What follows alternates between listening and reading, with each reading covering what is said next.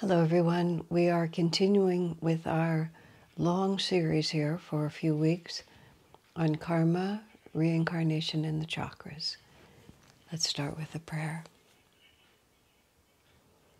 Heavenly Father, Divine Mother, friend, beloved God, Jesus Christ, Babaji Krishna, Lahiri Mahashaya, Swami Sri Yukteswar, beloved Master Paramahansa Yogananda,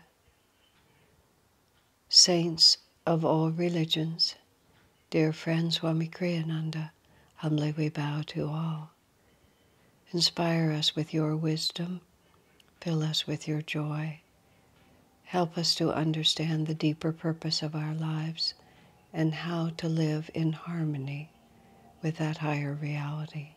Om Peace. Amen.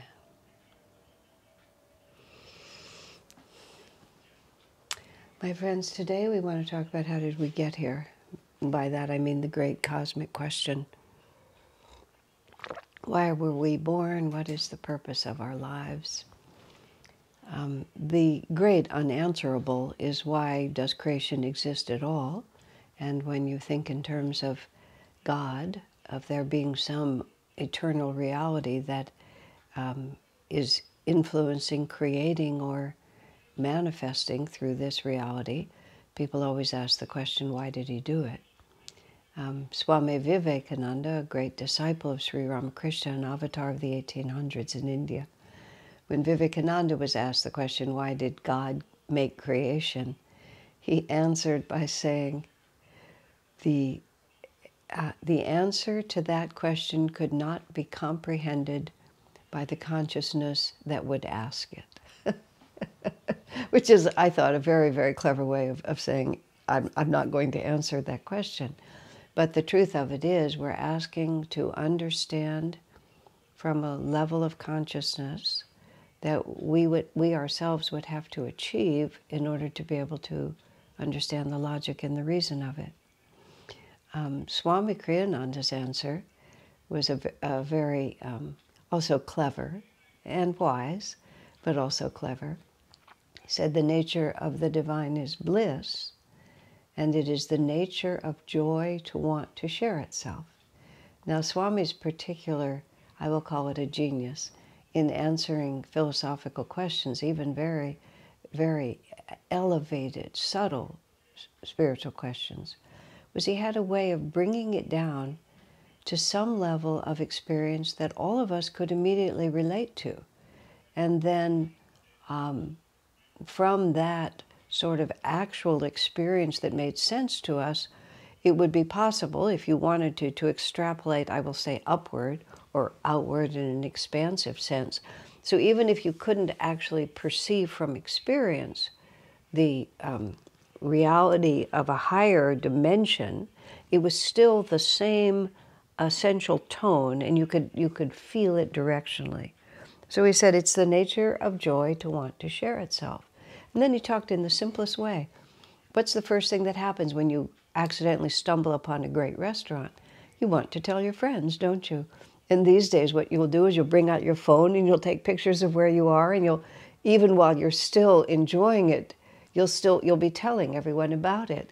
You hear a great concert, you discover a new music group, you see a movie that you like. Joy is increased when it's shared. It's the nature of joy to want to share itself. So if we talk about a being of consciousness, a ray of consciousness that is bliss itself, it would be the same quality would exist. The desire would be to expand its experience. Now, for purposes of this discussion, which is going to be going on for a little while, I want to introduce a couple of vocabulary words that'll be really helpful. I'm a devotee. By that I mean, when I say that, I mean I live very comfortably with the idea of God. And it's not something, I was raised in a Jewish family. We were not observant Jews. We were mildly observant, I would say. But I wasn't raised in a particularly religious household. I culturally identify, but I didn't have that much spiritual training in Judaism. I didn't think of myself as a spiritual person. I didn't really contemplate. God wasn't the question. When I look back, the question was actually truth, but I didn't think of it that way. In other words, I wanted a deeper reality than the life that was being given to me. I wasn't looking for the dogmatic definition. I don't mean truth in that way. I meant some eternal verity that was in the middle of this ever-changing world. So when the first time I visited Ananda Village, which was about 9 months after I met Swami Kriyananda for the first time. I was talking about that yesterday. I met Swami in November of '69, and in August of 1970, I went to Ananda Village, which was the fledgling, is the only word for it, the fledgling community that Swami Kriyananda was starting in the foothills of the Sierra Nevada in California, right near a town called Nevada City, California. A little bit confusing when you know the names of the American states. And I went there to visit, and what Ananda primarily was then was a meditation retreat. And I went up to the meditation retreat, which was 3 miles back on a terrible, rutted dirt road. It was just, felt like the end of the world, you know, that you really felt, even though you were following the instructions. There was no GPS in those days.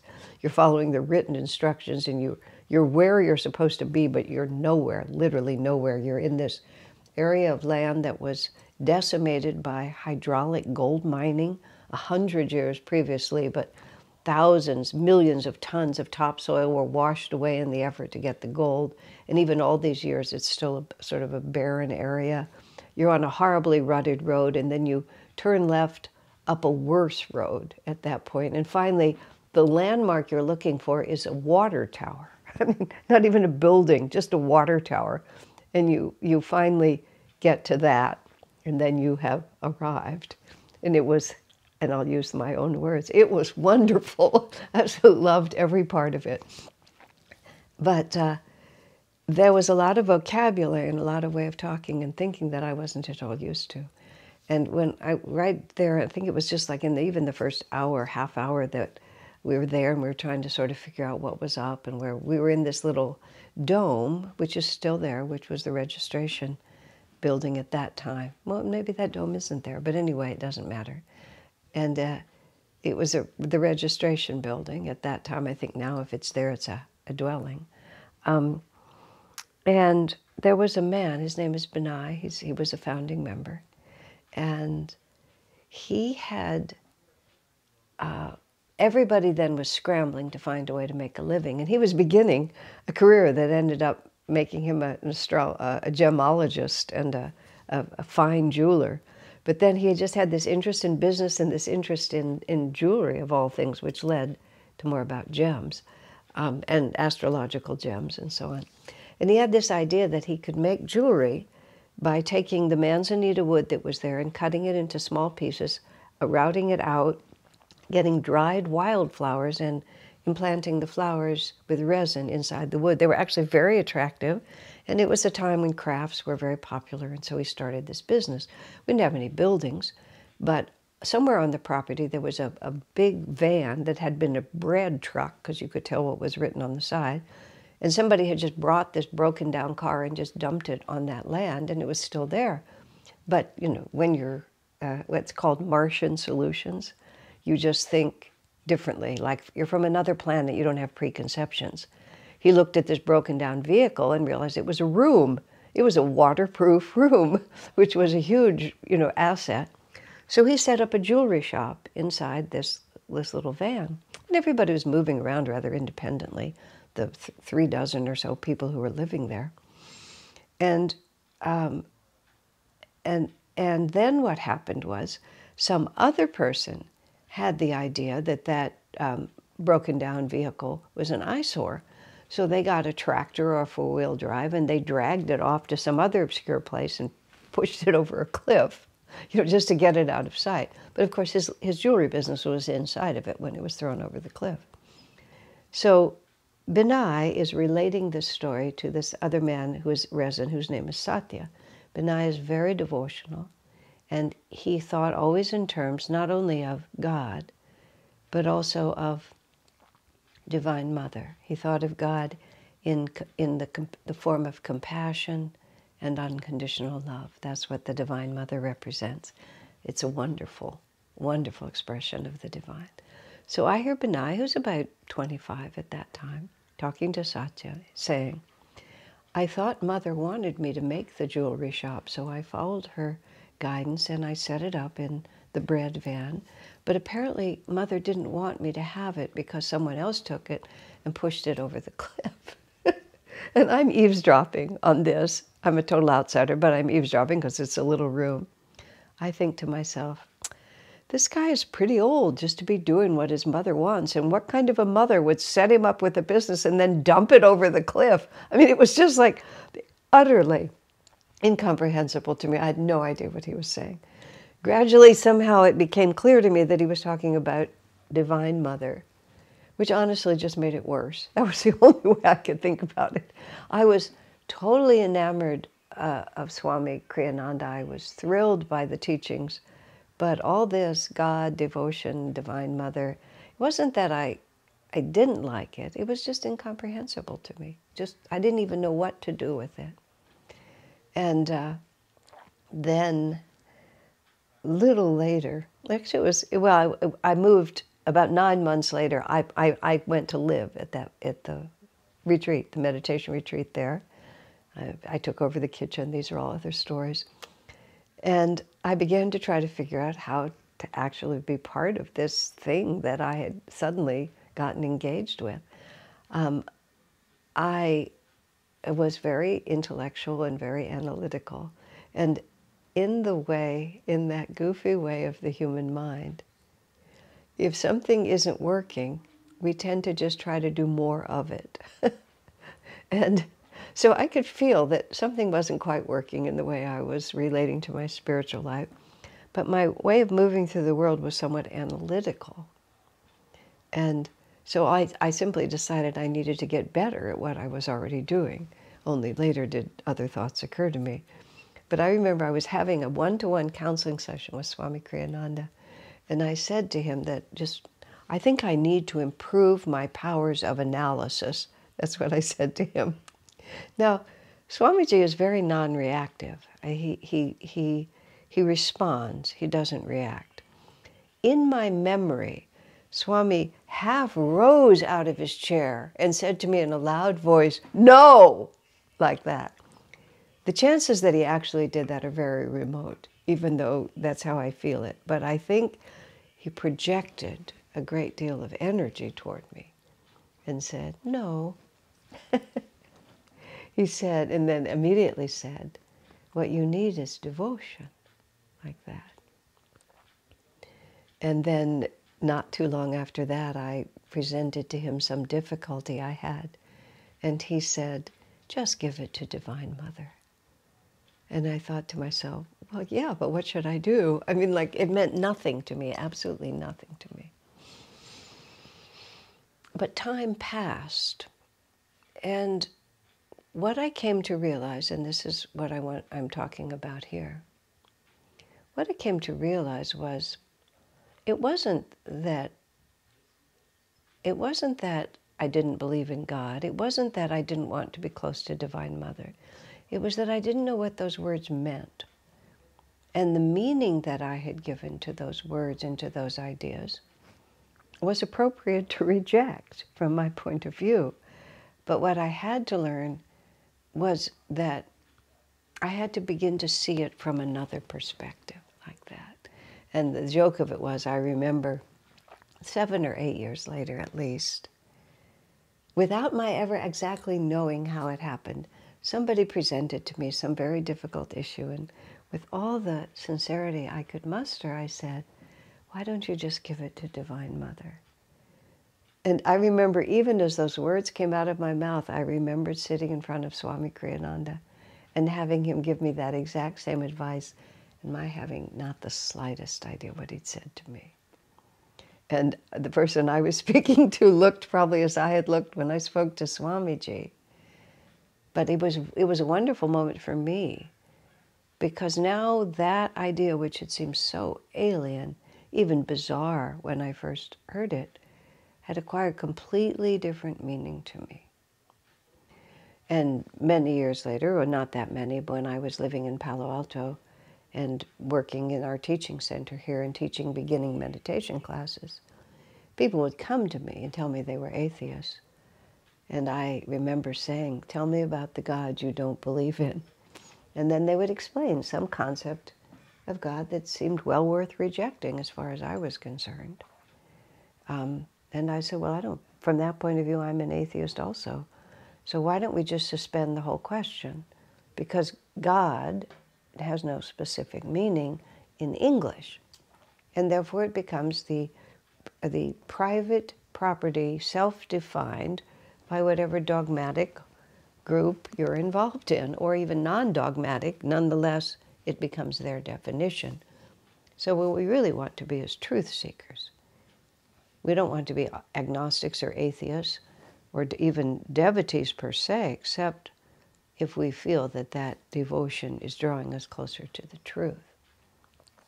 So in Sanskrit, and Swamiji never troubled to teach us a lot of Sanskrit. He never, even though it's traditional and there is power in these ancient languages, Sanskrit itself has a vibration, as all languages have vibrations, but Sanskrit has a very elevated vibration. Mantras and so on in Sanskrit have inherent power. These are all interesting thoughts, but not for this discussion. But also, the people who created Sanskrit were interested in consciousness. The people who created English were interested in commerce, mostly.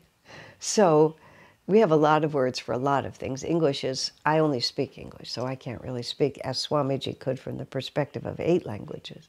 But he said English is the finest in the sense it has the most words. Or, I mean, I'm not sure I can really say it absolutely like that, but it has so many words and so many shades of meaning that you can really say exactly what you want. And other reasons why English is a good language, it's gradually becoming the universal language, so it seems to be there's an agreement. But Sanskrit has words that English never bothered to speak about. So English says God, which doesn't mean anything particularly until you define it or experience it. But Sanskrit has the word Satchidananda.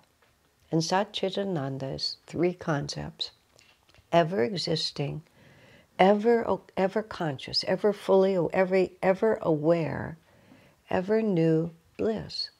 Consciousness, awareness, bliss. That's what the divine is. And it's not an anthropomorphic being. It's a level of consciousness in which we recognize eternity, awareness, and joy. Now, these are fundamental longings of the human heart. We fear being annihilated. We are terrified of death. We don't want to lose consciousness, but what good would it be just to be conscious, but to be conscious for all eternity of bliss? And that is when Swamiji speaks, it is the nature of bliss to want to share itself. He's not talking about a guy who wants to, or a woman, sitting on a cloud who wants us all to be happy. He's talking about a level of consciousness that is the true reality of each one of us. Now, if these ideas even a little bit attract you, I encourage you to at least be open-minded about it. When I was living closely with Swamiji during all the years that he was with us, which was from my meeting in '69 until he died in 2013, I grew, I didn't grow because it was from the beginning. I intuitively believed him. Meaning I believed that what he said was true. I'd had some exploration of self-realization teachings, as I was saying yesterday. But Swamiji was so, he never tried to persuade us by his authority. He always tried to persuade us by, well, let me phrase it differently. He never tried to persuade us. He tried to educate us according to the best that he could understand and the reasons why he himself had believed Yogananda when he was a direct disciple. And then it was up to us to decide if it was true. So what happened over all those decades, which was, of course, a huge portion of my life as I grew from relative immaturity to at least greater maturity, much of what he said, I didn't at first, the word I want to use is want to accept, because it was radical. It was radical from my comfort zone. It was radical from the ideas I developed that I thought were true. It often had implications that were very difficult for me which I didn't want to accept. I mean, this is a class on karma and reincarnation, and we're building the groundwork for it. The law of karma, if it's true anywhere, it's true everywhere. So it is a very challenging concept. It sounds good when it works for you. It's very hard when you look at human suffering. And that's what we're going to be talking about, the whole thing. So the law of karma itself, the very basis of this class, it undermines many of our cherished ideas. So as I was saying yesterday, I'm just not a person who will take someone else's word for it. I will listen carefully. I am very discerning as to whether the arguments are honest, whether they're based on anything or not. But I have to feel it also. It has to be intellect and intuition working together with me. So I have to work my way to it.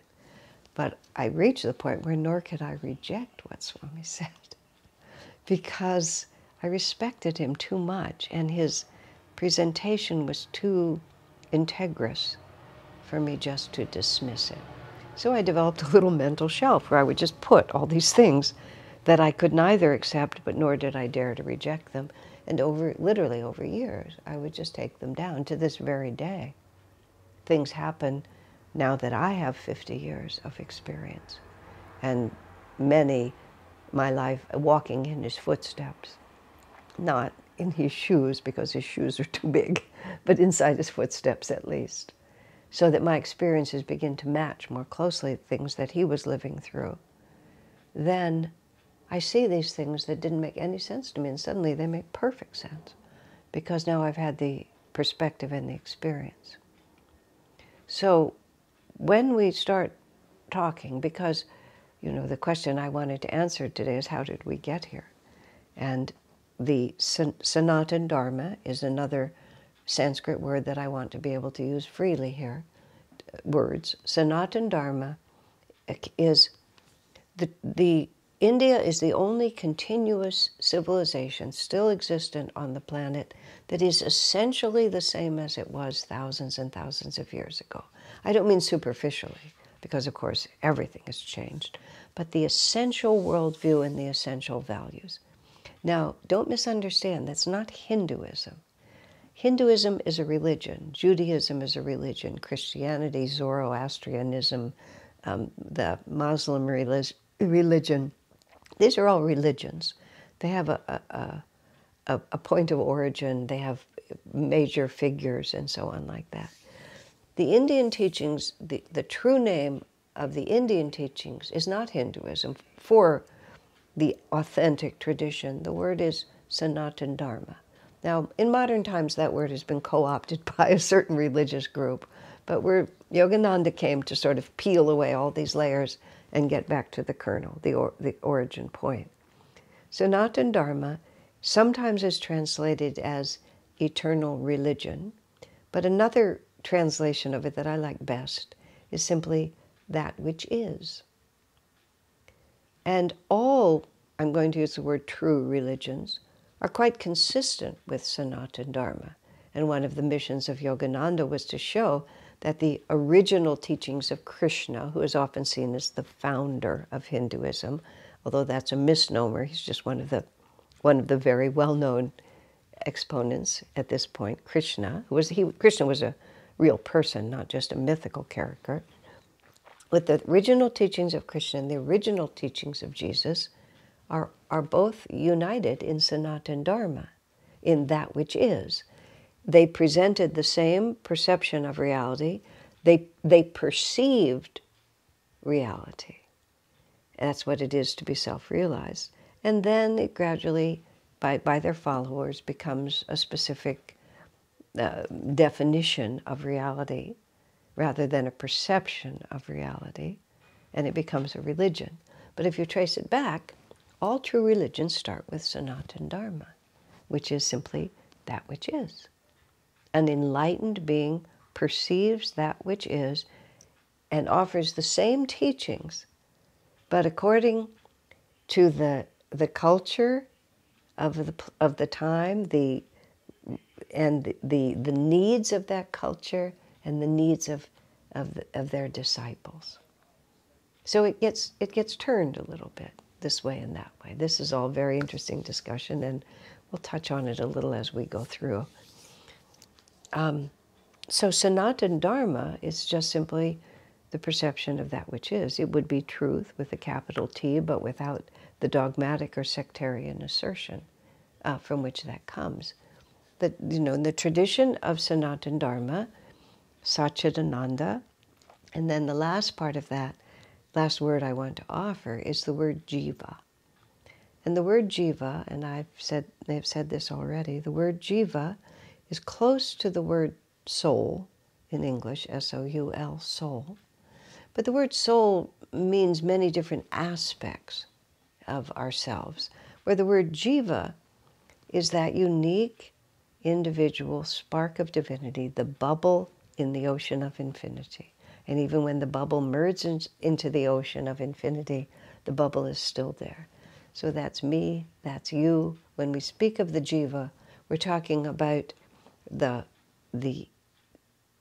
reality, the unique individual reality that is consistent through all our incarnations. So the Sanatana Dharma, and it's the nature of bliss to want to share itself. Satchidananda manifested the world, and we are manifestations of Satchidananda. We're not like something else. There is nothing else. And what the purpose of our creation and why God did it in the first place, because Satchidananda is a synonym for God. Divine Mother is another way of speaking of it, Heavenly Father. These are all aspects of Satchidananda.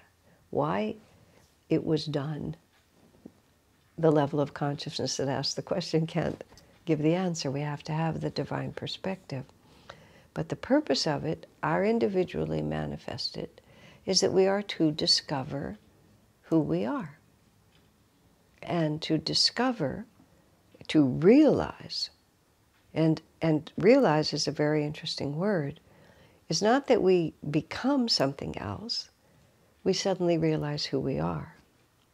And as I progress through this a little bit more tomorrow, there is this illusion created by the outward manifestation that causes us to define ourselves by what we see around us, and to define ourselves by the fact that we inhabit this one body.